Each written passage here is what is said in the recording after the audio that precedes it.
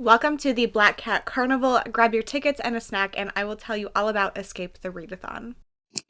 During the month of May, Escape the Readathon is returning. This is a competitive team-based readathon where the goal is to be the one team to complete games throughout this carnival to escape. To escape, you have to collect enough tickets by winning games. Each game has an unknown amount of tickets that you get when you win. While this readathon is horror and thriller themed, you can read any genre to participate. You have decided to go to the traveling carnival that is in town, the Black Cat Carnival. This is a carnival where there's more than meets the eye. Anything can happen and you really need to stay on your toes. You have gone through the gate. You are now walking around the carnival when suddenly there is a blinding light. Once it's gone, you open your eyes and you don't think you've moved, but somehow everything is wrong. The carnival now looks completely run down and abandoned other than other confused looking carnival goers. The rides don't seem to be going, nobody's running the games or the concessions, and you need to figure out what is going on. There are 4 different teams that have formed throughout the carnival and you get to decide which team you want to be on. First up, we have the thrill seekers. Your favorite part of going to the carnivals is, of course, the rides. You love the feeling the rush of adrenaline gives you, and you are incredible in stressful situations, which is great when you find yourself in a situation like this. You are planning on meeting up with a group of friends who always go to the local carnivals together to test their rides, both for fun and to see how they work. Will your analytical and thrill-seeking brain be enough to get you out of this carnival? Your team leaders are Jordan from Sorry Booked Solid and Mel from Mel Lenore Reads. Next, we have the Snack Squad. You love going to the carnival to eat. You are meeting up with a group of foodie friends who run a unique and popular Instagram account based around trying new foods together. Since this carnival has never been here before, you all figured that there might be some unique snacks to test out. Your account is very popular because people really love seeing your friendship together. Your teamwork and creativity are skills that just might mean you get to escape. Your team leaders are Monica from A Little Bit of Monica and Ashley from Ashley's Little Library. Next, we have the Game Jesters. You always go to carnivals to play all the fun games they have.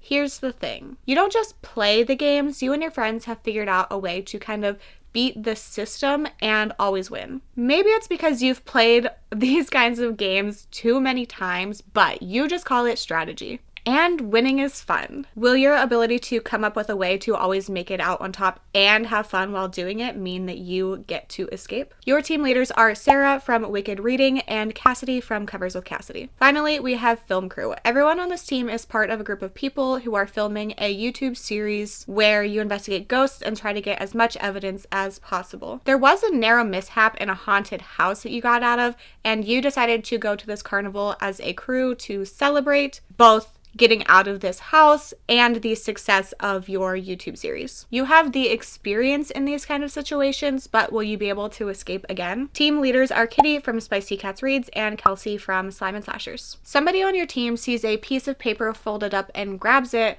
opens it, and realizes that it is a map of the carnival. On it, you see that there are 10 different buildings that you get to explore as a team. To have access to the games inside the buildings, you have to read the correct amount of books to unlock the door. Each building has a prompt and you can log books for any of the buildings throughout the month as long as you have not already completed the game. If you participated last year, there was a mood reading aspect to this.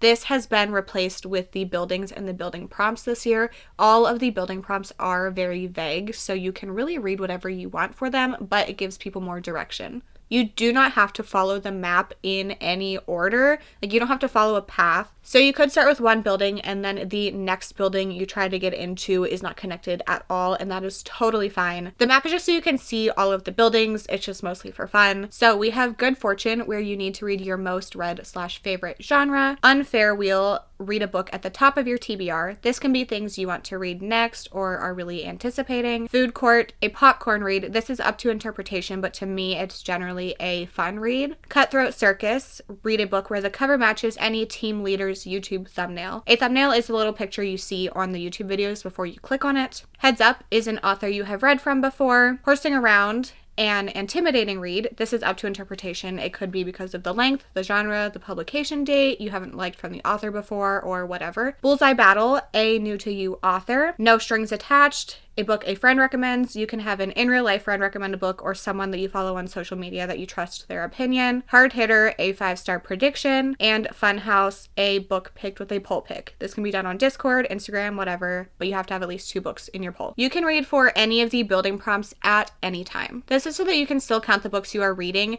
if your team gets into a game and your current read does not work for either of the prompts. The building prompts are more vague, so you should be able to fit your current read into at least 1 or 2 of the building prompts. You decide what you are logging a book for when you finish it. So you don't have to start a new book when the game prompts come up. If it fits, obviously use it for that, but if not, please use it for a building prompt. I want everything you read to count. You can decide individually or as a team which building you are reading for. Each building requires a different amount of books read to unlock it, depending on how difficult the game is. So no matter what you read throughout the entire month, it should work for either a building prompt or a game prompt, and everything you read works for your team's progress towards escaping. So for example, your team decided you wanted to start with horsing around. You would read an intimidating read for this, but if you don't have anything on your TBR that fits that, you could decide to read for hard hitter and read a 5-star prediction instead. Then when horsing around is unlocked and you are in the game,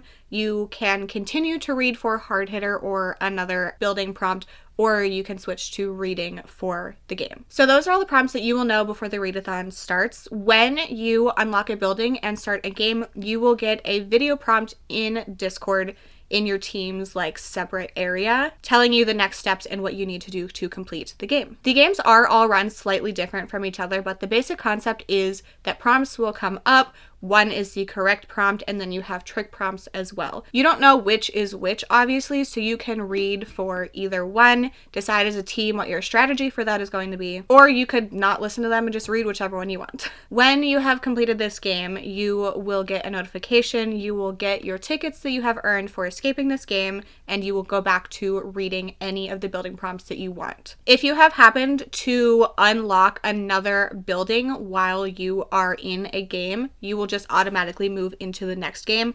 It'll be the same thing. You will get a video. You don't have to keep track of any of this by yourself. Everything will be given to you in Discord, so you do need to keep an eye on that. But you do not need to keep track of where your team is, how you're doing, what games you've completed, any of that. It will all be in Discord for you. You also don't have to complete all of the buildings to escape. Some games are harder than others and will get you more or less tickets. So depending on the games you pick, you could escape with completing less games. Kind of weird that you are earning tickets for a carnival that seems to barely be functioning, and who's even running these games? Well, there are some Gamemasters behind the scenes that are working to keep you in their carnival. They have decided to let one team escape if they earn enough tickets. The Gamemasters are Katrina from Katrina Brown, Riley from Riley Marie, Gabby from Ola Books, Lauren from Happy Haunts Library, Bree from Locked Booktition, Keely from Vampire Keely,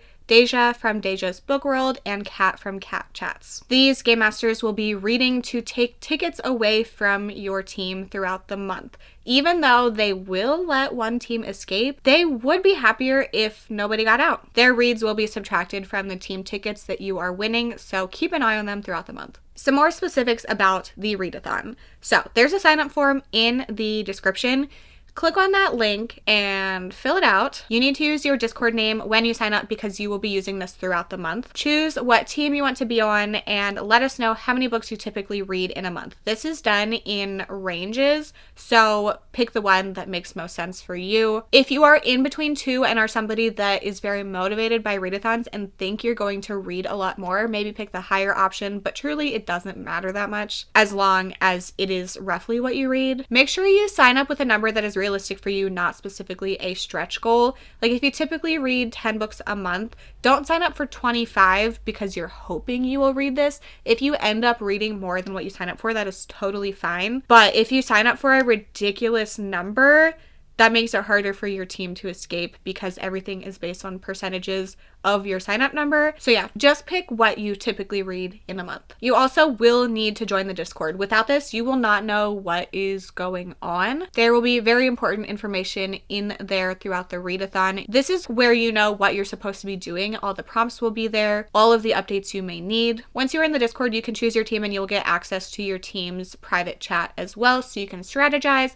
chat, get book recommendations, all of that stuff. There is also an Instagram account that you can follow, and all of these things are linked in the description. Throughout the month, read whatever you want, and whenever you finish it, log it in the submission form. The form that you need will always be available to you in your team's chat. Any books count, no matter the genre. There's not a page minimum. There's not really any rules with that. Just like do what you would be okay with other people doing on another team. If you typically read 30 manga in a month, then that is totally fine. But if you're doing it only to get points and like not really reading what you want to be reading, like maybe not. Also, while short stories are great, unless they are part of a bind up, they won't count, and then it'll count as one book. Other than that, I guess the page minimum is whatever the minimum novella page is. Really, it just has to be on Goodreads or Storygraph and things like that as a book. You do need to submit your books as you are going. Don't hoard them and backlog them, because your team needs to be actively reading books to progress. If you join late, definitely please